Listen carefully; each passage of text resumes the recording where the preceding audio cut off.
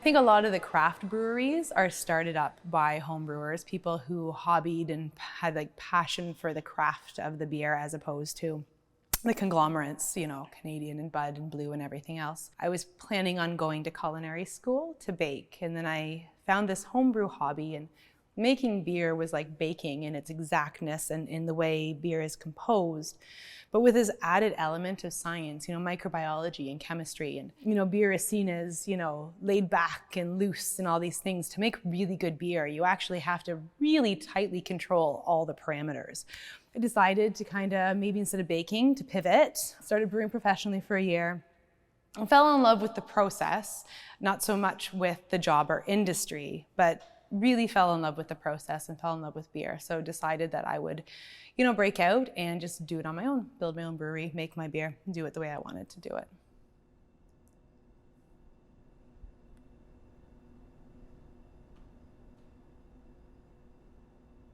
I never knew that craft beer was a thing. For me, craft was really kind of this nebulous concept because it hadn't been explained to me. And so I think Alexander Keith's was like the most craft thing that I knew, but I knew it as an independent brewery. I didn't understand the craft view of it.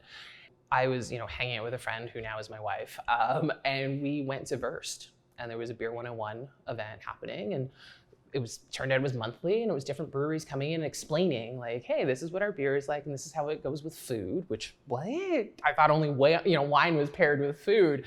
And so to hear that you could take this seemingly simple beverage and elevate it with all of these different foods and things that you have in your fridge, like you're not going and buying caviar. This is, you know, versus a sausage bar. And so I got really interested in it and started asking questions, and I was hooked. And so again, you know, at this point I'm in my mid-30s, probably early 30s, but didn't know that there was space for me in there.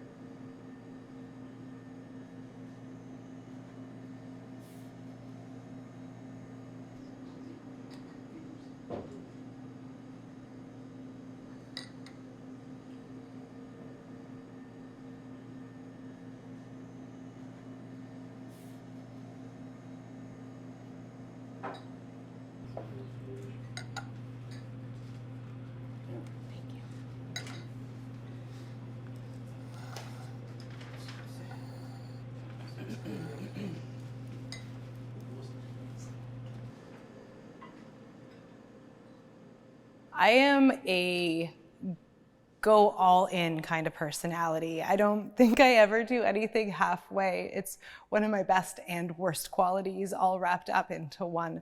So I had to do everything when I got into beer.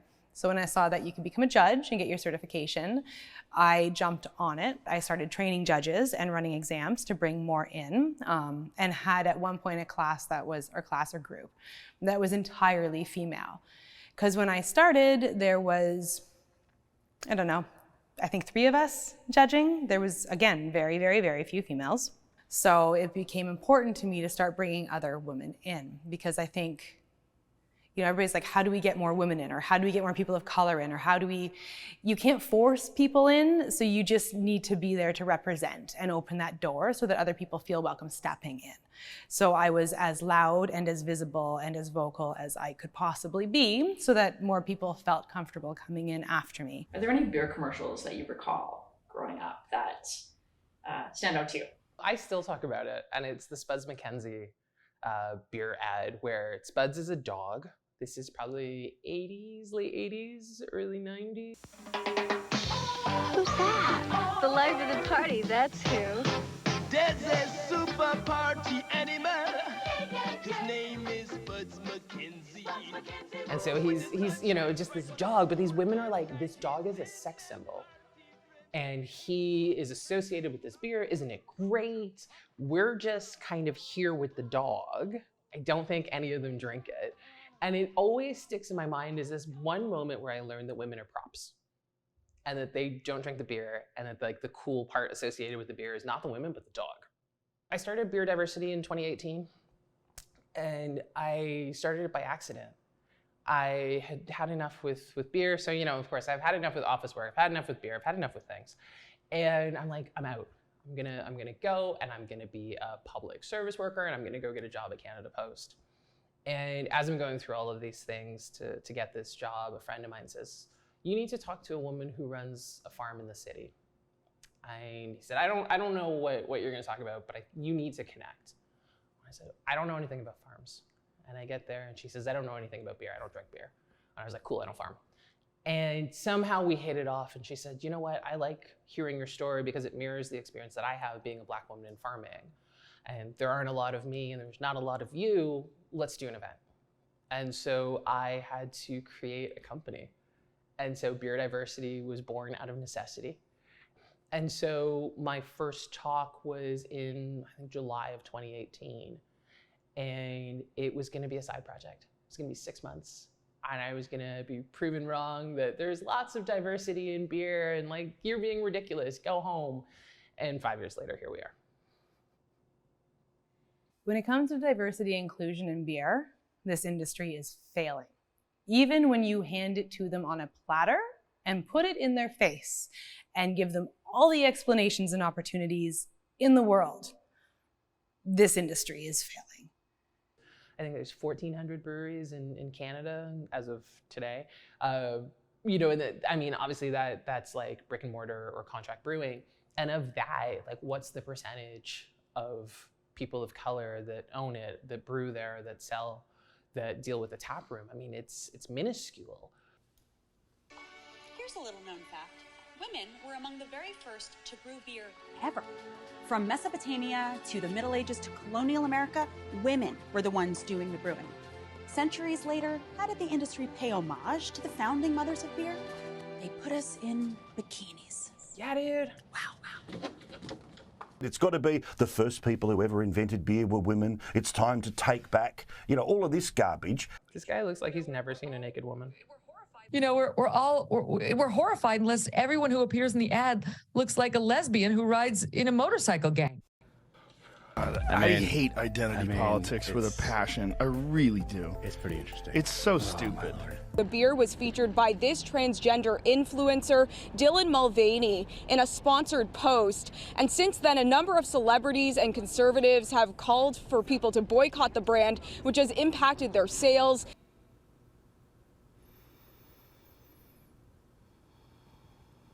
There was a pair that was exiting the store over the weekend, and they appeared to be targeted for the type of liquor they were purchasing, Bud Light, when in reality, they actually didn't buy this type of beer. But the suspect, thinking that they did, he approached them, he started shouting anti-gay slurs. The woman that was with the man, she got involved. She tried to break up this altercation. That's when she got assaulted. Women do it, women do it, women do it.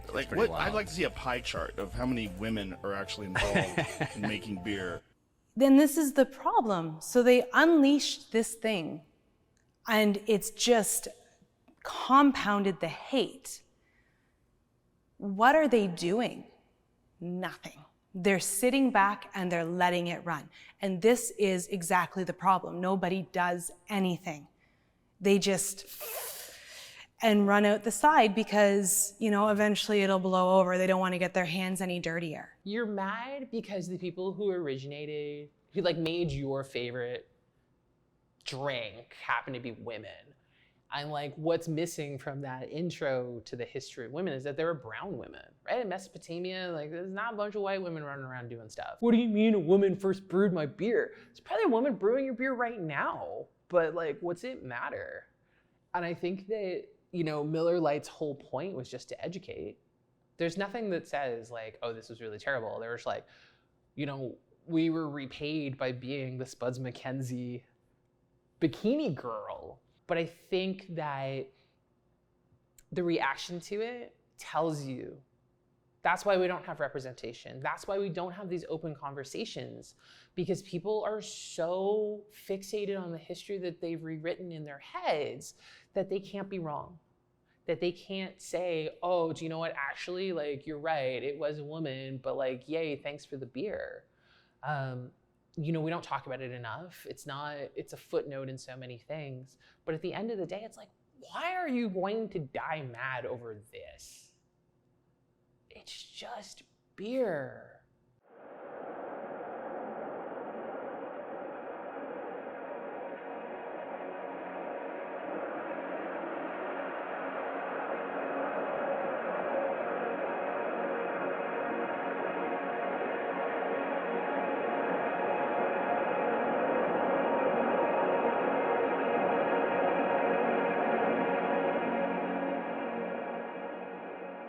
Brianne's whole thing as Rap Magnet on Instagram started because she had a bad day and is a brewer and was building a brewery and setting up some stuff, and some guys were like, basically like, hey honey, do you think you can handle that?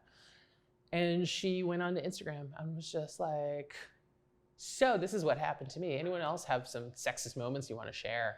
And it just opened the floodgates. And it was, you know, it started off pretty small and kind of like, oh yeah, you know, as a black woman, I was asked if I like drink beer, if I know beer. And then it started getting into assaults and sexual harassment and sexual assaults and, you know, naming people and saying like, this brewery is bad and these are the things that they do. So it really, I mean, she asked one seemingly innocent question out of frustration. There were some Canadian breweries named, there were Canadian folks named, but on the whole, Canada kind of said, well, at least we're not that bad. You know, the beer industry isn't that bad. And I think Erin showed up and said, hold my beer. And talked to Brianne and said, I want to do a Canadian version of it where we're only looking at Canadian breweries and the issues that we're facing here. And Brianne said, go for it, and sent some stuff over. And so Erin opened it up to her Instagram and said, okay, what's happening here? I was already invested in trying to make this industry more inclusive over here. So I reached out to some of my female colleagues and some of my colleagues who were not female but were people of color or LGBTQ, and said, you know, I want to do something to make people realize that it's a problem out here too. So I gathered a few stories, went public, said we're going to share stories here too, send what you want to me. I was worried it wouldn't gain any traction, and it went wild.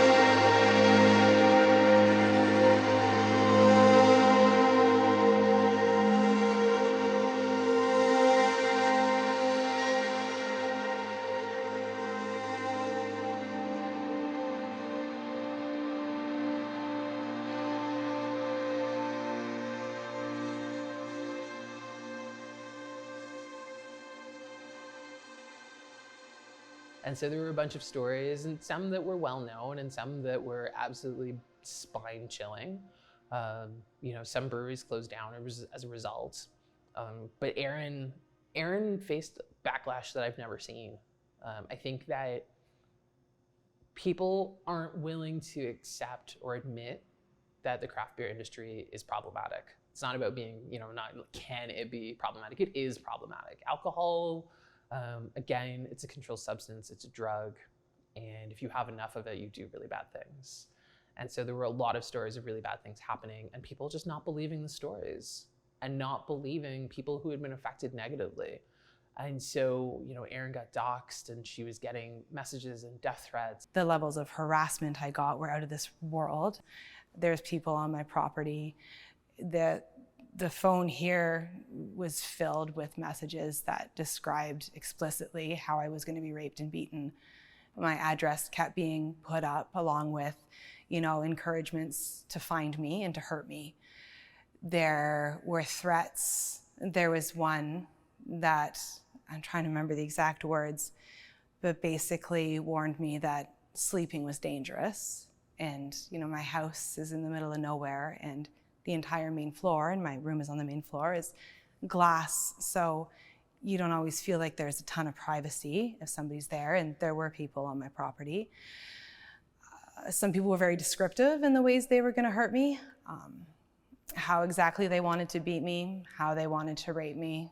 But it was scary. And there was one night where the doxing was happening and there was a lot of people, you know, threatening me at the same time on my phone, warning me that I was dead, warning me that there was going to be someone on my property that night, warning me not to go to sleep.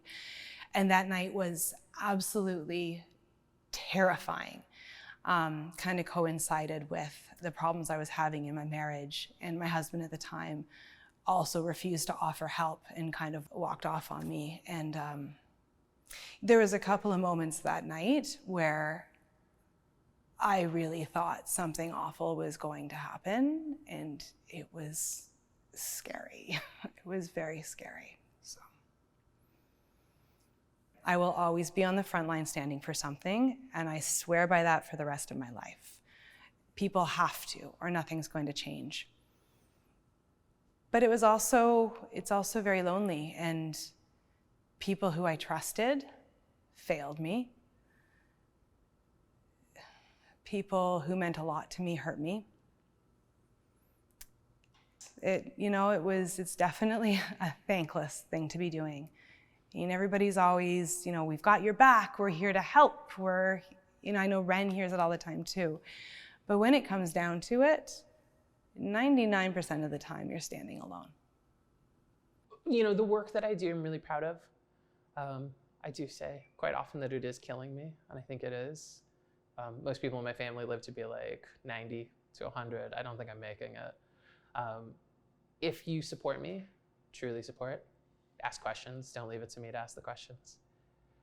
And get used to feeling uncomfortable, because that's life. I am so mad about how little has happened, how much I put on the line, and this industry does not care. I'm just devastated by how little happened and where this has come to. I just wanted to make really good beer and sell beer on merit. And yeah, I'm tired and disappointed in people. Because the more we say this, the more people go, oh, I'm gonna ask some questions now. I wanna know. So, you know, roll up your sleeves, come help me out, because I'm old and tired.